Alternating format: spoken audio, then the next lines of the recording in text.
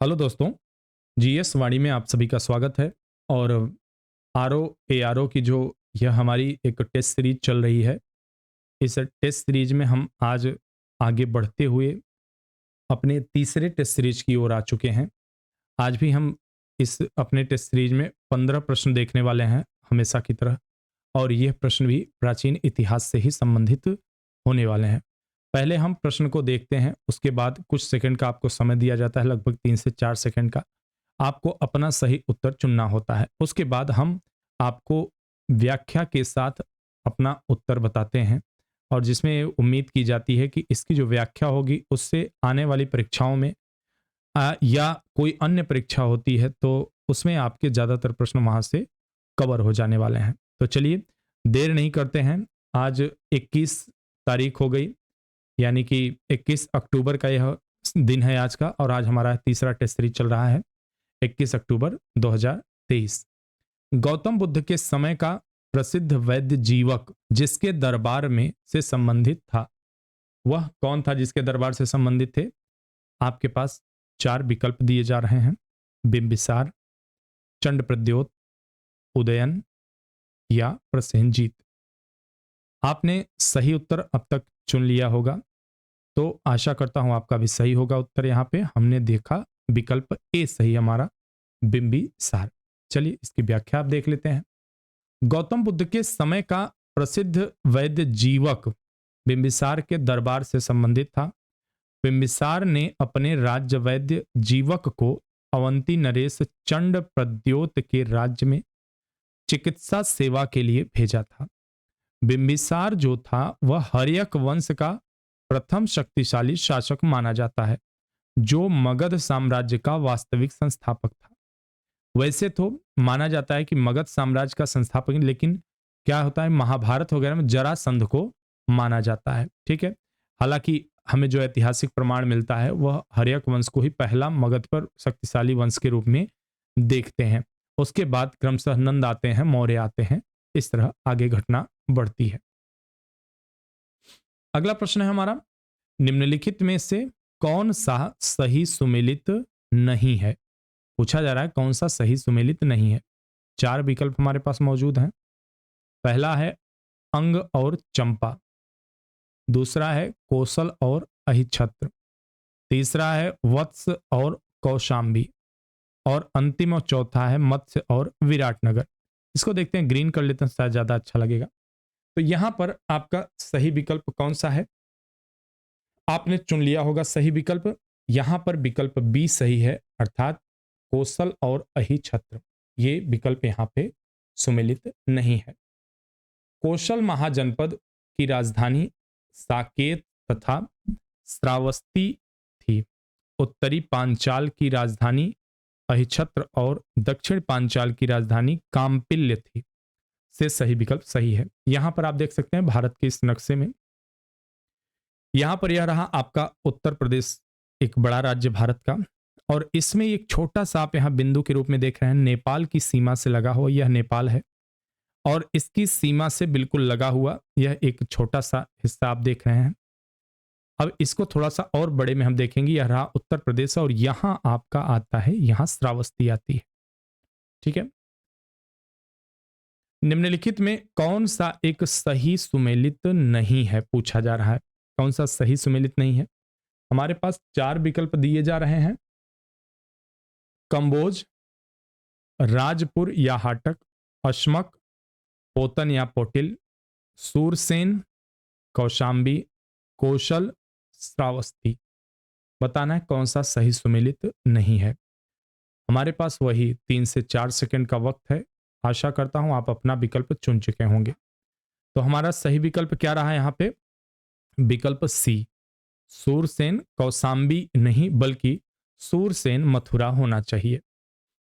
सही सुमेलन यहां देखते हैं: कंबोज, राजपुर, हाटक, अश्मक, पोतन, पोटिल सही है। सूरसेन जो है वो मथुरा है। ठीक है, कौशल, साकेत तथा श्रावस्ती। यहां पर आप इस मैप के माध्यम से देख सकते हैं, जो 600 ईसा पूर्व 16 महाजनपद थे, उनकी आधुनिक अवस्थिति के बारे में आप समझ सकते हैं।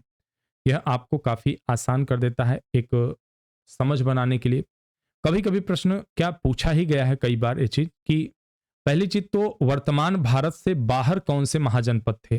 ठीक है, तो वर्तमान भारत से बाहर आप देख सकते हैं कंबोज गांधार। और कभी कभी पूछता है सबसे दक्षिणतम महाजनपद कौन था, तो यहाँ पे अश्मक है। कहा जाता है कि यहाँ की महिलाओं ने भी किसी समय लड़ाई में भाग लिया था, केवल इसी के बारे में कहा जाता है। अगला प्रश्न है हमारा, पश्चिमोत्तर भारत में सिकंदर की सफलता निम्न कारणों से थी। चार विकल्प दिए जा रहे हैं, कूट के द्वारा उत्तर चुनना है। कूट के द्वारा का मतलब क्या हुआ कि जो उपरोक्त विकल्प दिए जा रहे हैं 1 2 3 4, इनमें या एक से अधिक सही हो सकता है, या एक ही सही हो सकता है, या एक भी सही नहीं होगा। ठीक है, या सभी सही होंगे। तो यह देखते हैं, पहला हमारा यह विकल्प है, उस समय भारत में कोई केंद्रीय सत्ता नहीं थी। पहला विकल्प है। दूसरा कह रहे हैं उसकी फौज बेहतर थी। तीसरा है उसे देशद्रोही शासकों से सहायता मिली। और चौथा है वह एक अच्छा प्रशासक था। तो यह आपके हाथ में है कि इसमें से आप चुनिए कि सही उत्तर कौन सा होगा। आपने अगर अपना उत्तर चुन लिया है तो चलिए हम अपना उत्तर बता देते हैं यहाँ पे जो सही होने वाला है। तो विकल्प हमारा सी यहाँ पर सही होगा, अर्थात विकल्प 2 3 4 ये क्रमशः सही है। चलिए व्याख्या पे चलते हैं। सिकंदर की पश्चिमोत्तर भारत में सफलता के उपरोक्त कारणों में से प्रथम 3 सत्य हैं। ठीक है, अब जब बात पश्चिमोत्तर की करते हैं तो आपको मैप फिर से हमें देखना चाहिए। यहां पर यह मैप है भारत का। इस हिस्से को पश्चिमोत्तर हिस्सा कहा जाता है। इस क्षेत्र को पश्चिमोत्तर कहा जाता है। कभी भारत की सीमा यहां से लगती थी।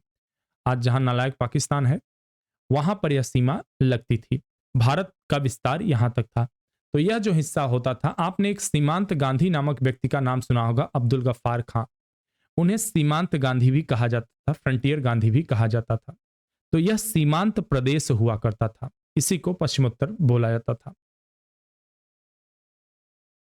डॉक्टर हेमचंद्र राय चौधरी ने उस समय यहां 28 स्वतंत्र शक्तियों का उल्लेख किया है। तात्पर्य यह है कि उस समय पश्चिमोत्तर भारत में कोई केंद्रीय सत्ता नहीं थी। उसकी सेना निस्संदेह श्रेष्ठ थी, ऐसा मानते हैं। आम्भी जैसे तमाम देशद्रोही भारतीय शासकों ने उसे सहयोग दिया। आम्भी उस समय तक्षशिला का शासक हुआ करता था।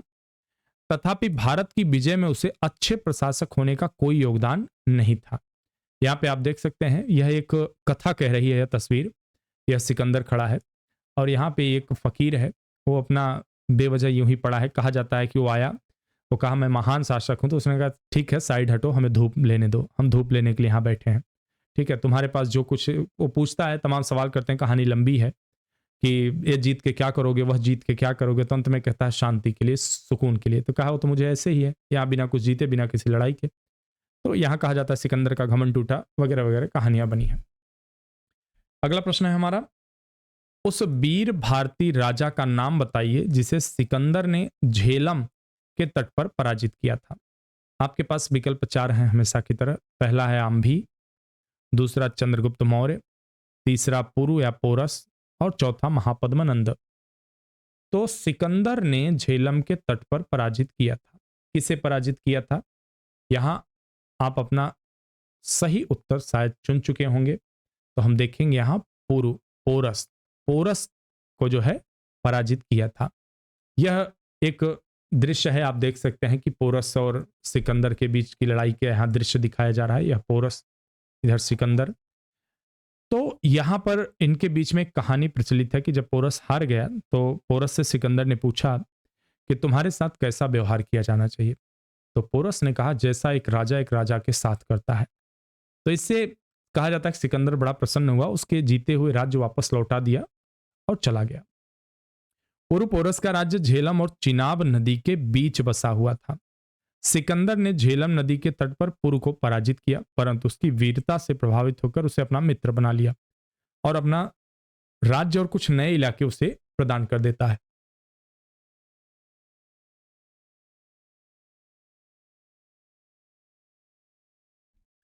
अगला प्रश्न है, उत्तराखंड में सम्राट अशोक के शिलालेख लेखों की एक प्रति कहां मिली है? आपके पास 4 विकल्प हैं, नैनीताल से, पौड़ी से, टिहरी से, या कालसी से। इन चारों विकल्पों में एक सही विकल्प है कोई, और आप फटाफट उस विकल्प को चुन लीजिए और कमेंट करके बता दीजिए। वही 3 से 4 सेकंड का समय है आपके पास। तो देखते हैं, आपने चुन लिया होगा। हमारा सही विकल्प है यहाँ विकल्प डी। विकल्प डी सही, कालसी। कालसी उत्तराखंड के देहरादून जिले में स्थित है। यह रहे उत्तराखंड के जिले और यह रहा देहरादून। ठीक है। अशोक के शिलालेख मिला है, इसलिए कालसी का ऐतिहासिक महत्व भी है। यहाँ पर आप देखिए उत्तराखंड के सारे जिले, अगर आप उत्तराखंड पीसीएस की भी तैयारी कर रहे हैं या उत्तराखंड आरओ यारो की भी तैयारी कर रहे हैं, वहां भी आरओ यारो की परीक्षा होती है, तो भी आपके लिए एक जो है महत्वपूर्ण तथ्य हो सकता है। अगला प्रश्न है हमारा, गुजरात चंद्रगुप्त मौर्य के साम्राज्य में सम्मिलित था। यह प्रमाणित होता है, किससे प्रमाणित होता है? तो हमारे पास 4 विकल्प दिए हैं हमेशा की तरह। विकल्प ए ग्रीक विवरणों से, रुद्रदामन के जूनागढ़ शिला अभिलेख से, जैन परंपरा से, अशोक के स्तंभ लेख से, स्तंभ लेख द्वितीय से, दूसरे स्तंभ लेख से। तो इसमें सही विकल्प क्या होगा? आपने अपना विकल्प चुन लिया होगा, उम्मीद है। हमारा विकल्प यहां पे सही होने वाला है रुद्रदामन के जूनागढ़ शिला अभिलेख से। यहां पर आप पहले यह भारत की स्थिति देखिए, और यह रन ऑफ कक्ष है, यहां पर आप देख सकते हैं। और यह आपकी रही कर्क रेखा जो भारत के बीचों बीच गुजरती है और भारत के 8 राज्यों से गुजरती है। 23.5 डिग्री जो है अक्षांश से मानी जाती है। ठीक है, 23.5 डिग्री। और यह आपके यहाँ पे जो जूनागढ़ है, यह आपके गुजरात राज्य में, आप इस हिस्से को देख पा रहे हैं यहाँ जहां मैं हाईलाइट कर रहा हूं, यह रहा। और यह रहा आपका जूनागढ़, यहां मैंने से यहां रहा जूनागढ़। रुद्रदामन के जूनागढ़ शिलालेख में आनर्त और सौराष्ट्र, गुजरात प्रदेश में चंद्रगुप्त मौर्य के प्रांतीय राज्यपाल पुष्यगुप्त द्वारा सिंचाई हेतु बांध के निर्माण का उल्लेख मिलता है, जिससे यह सिद्ध होता है कि पश्चिम भारत का यह भाग मौर्य साम्राज्य में शामिल था। यहाँ पे और बहुत सारी चीजें आप देख सकते हैं। अरावली रेंज के बारे में देख सकते हैं, एक ऐसी पहाड़ी जिसकी अवस्थिति इस प्रकार से है कि यहाँ बादल रुकते ही नहीं, अवरोध नहीं मिलता, इसलिए सीधे चले जाते हैं और बरसते ही नहीं। यहाँ पे डेजर्ट होने का एक यह भी वजह है। यहाँ थार का मरुस्थल है, आप देख सकते हैं थार लिखा हुआ है, थार डेजर्ट। उसके अलावा यहाँ पे आप देखते हैं मालवा प्लेटू है, मालवा का पठार है। और यहाँ पे आप विंध्यन रेंज देख रहे हैं, इस तरह से विंध्याचल पहाड़ी फैली हुई है जो प्राकृतिक विभाजन का कार्य करती है उत्तर भारत और दक्षिण भारत के बीच। और यहाँ पे सतपुड़ा रेंज देख रहे हैं, जहां पर नर्मदा और तापी 2 नदियां ऐसी बहती हैं जो भारत की एकमात्र 2 नदियां हैं जो पश्चिम दिशा की ओर बहती हैं। ठीक है, पश्चिम दिशा की ओर, बाकी सारी नदियां पूरब की ओर बहती हैं। यहाँ पे छत्तीसगढ़ प्लेटू आप छत्तीसगढ़ प्लेन देख सकते हैं, छत्तीसगढ़ का मैदान है। ठीक है। और उसके बाद यह गंगा का मैदान है, गंगेटिक प्लेन है। यह सोन के बारे में देख सकते हैं, यहाँ यमुना जी गंगा जी हैं, यहाँ आके प्रयागराज में प्रयागराज में आके यहाँ संगम बना रही हैं। ठीक है। यह दक्कन प्लेट है, दक्कन का पठार है यहाँ पे, यह इस तरह त्रिकोणीय आकृति में है। इस तरफ यह आपका पूर्वी घाट हो गया और इस तरह से पश्चिमी घाट बोला जाता है। तो और बहुत सारी चीजें हैं, हम समय के साथ धीरे धीरे चीजें पढ़ते चलेंगे। अब अगला देखते हैं, टालेमी फिलाडेल्फस तुर्मय, जिसके साथ अशोक के राजनय संबंध थे, यानी कि राजनयिक संबंध थे, कहाँ का शासक था? कहाँ का शासक था यह? वही कुछ समय है आपके पास, लगभग 3 से 4 सेकंड। यहाँ पे बेल नहीं बज रही है केबीसी वाली, लेकिन उम्मीद करिए कि केबीसी के तहत कौन बनेगा करोड़पति के अंतर्गत ही आप खेल रहे हैं। और आपका समय समाप्त हुआ। अब आप बताइए, आपने सही विकल्प चुन लिया होगा। यहाँ पर विकल्प बी सही है, मिस्र। यहाँ मित्र लिख गया है, लेकिन यह मिस्र की हम बात यहाँ पे कर रहे हैं, इजिप्ट की बात कर रहे हैं। मौर्य शासक अशोक के 13वें शिलालेख से, कभी कभी शिलालेखों की संख्या भी पूछते हैं, ज्ञात होता है कि अशोक के 5 यवन राजाओं, एंटियोकस द्वितीय, थियोस सीरिया का शासक जो था, तुर्मय या तुलमय, टालेमी टू फिलाडेल्फस मिस्र का राजा था, अंतकिनी या इनिकिनी, एंटीगोनस गोनातास मकदूनिया का राजा था, और मग साइरिन का शासक अलिकसुंदर अलेक्जेंडर एपाइरस और एपीरस का राजा के साथ मैत्रीपूर्ण संबंध थे। मौर्य साम्राज्य एक अद्भुत साम्राज्य था उत्तर भारत का, जिसने भारत की गौरव गाथा को भारतीय उपमहाद्वीप के बाहर तक विस्तारित किया था। अगला प्रश्न है हमारा, निम्नलिखित में किस स्रोत में उल्लिखित है प्राचीन भारत में दासता नहीं थी? यह एक विदेशी यात्री आया था और उसने एक पुस्तक की भी रचना की थी, जिसे मैं आगे बता रहा हूं आपको। चलिए पहले अपने 4 विकल्पों में से किसी एक विकल्प का चयन करना है जो सही है। कहा जा रहा है कि ऐसा उल्लेख अर्थशास्त्र में किया गया है। बिल्कुल सॉरी, मतलब बताना है। उसके अलावा मुद्रा राक्षस में किया जा रहा है, या फिर मेगास्थनीज के इंडिका में किया जा रहा है, या फिर वायु पुराण में किया जा रहा है। सही विकल्प आपको बताना है कि किसमें ऐसी बात कही गई है। तो हमारे पास जो सही विकल्प है वह है सी, मेगास्थनीज की इंडिका नामक पुस्तक में कहा गया है कि यहां दास्ता नहीं थी। मेगास्थनीज ने तात्कालिक भारतीय समाज को 7 श्रेणियों में विभाजित किया। पहला दार्शनिक, दूसरा कृषक, तीसरा पशुपालक, चौथा कारीगर, पांचवा योद्धा, छठा निरीक्षक और सातवां मंत्री। मेगास्थनीज भारतीय समाज में दास प्रथा के प्रचलित होने का उल्लेख नहीं करता। उनके अनुसार मौर्य काल में कोई भी व्यक्ति न तो अपनी जाति से बाहर विवाह कर सकता था, ना ही उससे भिन्न पेशा कर सकता था। ऐसा मेगास्थनीज के द्वारा कहा जा रहा, हालांकि बात को प्रमाणित नहीं माना जाता। अगला प्रश्न है हमारा, निम्नलिखित में किसमें पुनर्विवाह वर्जित था, प्रोहिबिटेड था, यानी कि रोका गया था? किसमें? जातक में, मनुस्मृति में, अर्थशास्त्र में, या याज्ञवल्क्य संहिता में? चारों विकल्पों में से सही विकल्प का आप चयन करिए। हमारा विकल्प बी सही है, मनुस्मृति में। मनुस्मृति में पुनर्विवाह वर्जित है, जबकि अर्थशास्त्र में इसका जिक्र मिलता है। डिटेल देखिए यहां पे। मनुस्मृति में उल्लेख है कि वह व्यक्ति जिसकी पत्नी मर गई हो, वह व्यक्ति क्या हो जाता है? विधुर हो जाता है। विधवा जो होती है, स्त्री विधवा होती है, और जो पुरुष होता है विधुर होता है। पुनर्विवाह कर सकता है, लेकिन विधवा स्त्री, जिस स्त्री का पति मर गया हो अर्थात विडो, को पुनर्विवाह की अनुमति नहीं है। अगला प्रश्न है हमारा, निम्नलिखित शासकों में से किसके लिए एका ब्राह्मण प्रयुक्त हुआ है? हमारे पास 4 विकल्प दिए जा रहे हैं। पुष्यमित्र शुंग, खारवेल, गौतमी पुत्र सातकर्णी या सुशर्मन। आपने अपना सही उत्तर चुन लिया होगा। यहां पर हमारा सही उत्तर है गौतमी पुत्र सातकर्णी। यह एक गौतमी पुत्र सातकर्णी नहीं है, दक्षिण भारत के एक हीरो हैं, बालाकृष्ण कुछ ऐसा शायद इनका नाम है। आप लोगों को पता हो तो कमेंट करके बताइए।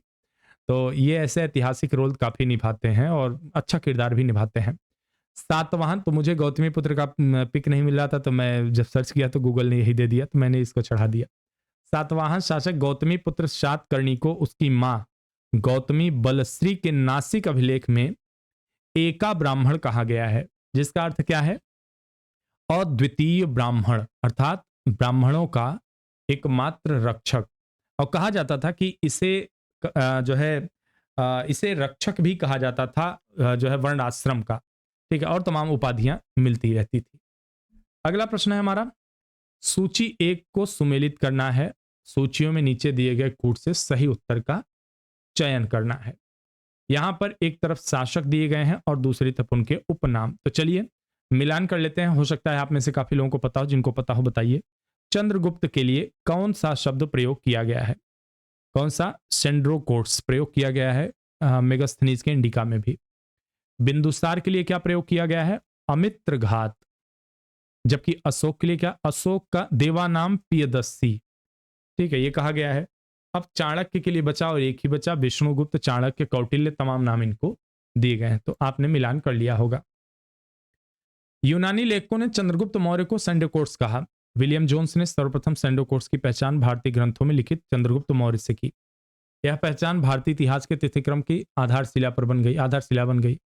यूनानी लेखकों ने बिंदुसार को अमित्रोकेडीज कहा। विद्वानों के अनुसार अमित्रोकेडीज का संस्कृत रूप अमित्रघात, शत्रुओं का नाश करने वाला है। मौर्य सम्राट को पियदस्सी संबोधित किया गया, जबकि चंद्रगुप्त मौर्य के प्रधानमंत्री को का नाम विष्णुगुप्त मिलता है। अगला प्रश्न है हमारा, ईसवी सन के पूर्व की कुछ शताब्दियों में निम्नलिखित में से किन शासकों ने गिरनार क्षेत्र में जल संसाधन व्यवस्था की ओर ध्यान दिया था? यहाँ पर उपरोक्त में एक से अधिक विकल्प सही हैं। कूट के द्वारा उत्तर चुनना था, हमने कूट यहाँ नहीं दे पाया हूँ। देखिए कभी कभी क्या होता है, आयोग अगर यहाँ पर एक के बजाय ए बी सी डी भी होता, तो एक चीज ध्यान रखना है, जब दो विकल्प आपके सही हों तो जो पहले सही विकल्प मिलेगा, चाहे दो चार दोनों सही हैं, लेकिन पहले विकल्प को आप प्राथमिकता दीजिए, पहले वाले को ही टिक लगाइए वहां। यहां पर भी हमारे चंद्रगुप्त मौर्य भी सही विकल्प में है और अशोक भी सही विकल्प में है। ईसवी सन के पूर्व कुछ शताब्दियों में चंद्रगुप्त मौर्य एवं अशोक ने गिरनार क्षेत्र में जल संसाधन व्यवस्था की ओर ध्यान दिया। गिरनार मतलब वही गुजरात का जो हिस्सा था वही। उस क्षेत्र में चंद्रगुप्त मौर्य ने सुदर्शन झील खुदवाई तथा अशोक ने ईसा पूर्व तीसरी शताब्दी में इसमें नहरें निकाली। शक शासक रुद्रदामन के जूनागढ़ अभिलेख में इन दोनों कार्यों का वर्णन है। रुद्रदामन ने इस झील की मरम्मत कराई। रुद्रदामन का यह कार्य दूसरी शताब्दी ईस्वी पूर्व का था, अतः उत्तर में ईस्वी सन के पूर्व की शताब्दियों के संदर्भ में चंद्रगुप्त मौर्य एवं अशोक का नाम रहेगा।